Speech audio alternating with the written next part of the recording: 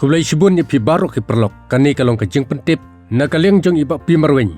Iba long inong penyat nam ta ka fishing competition ka banlong hak arpusal trik pernah bispor jar pulai hamau pernur hapung jong ikong rina el lingkoi. Henrei la pensangen oyaka namar ki daw ki bomla ban kiar.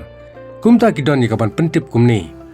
Bana kaliang jong ikinong penyat ni panmap ya baro ki parok rawan.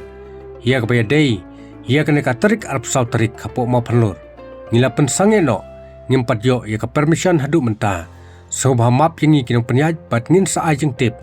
Hak arpsan tarik hakan ne katayau kapanwan.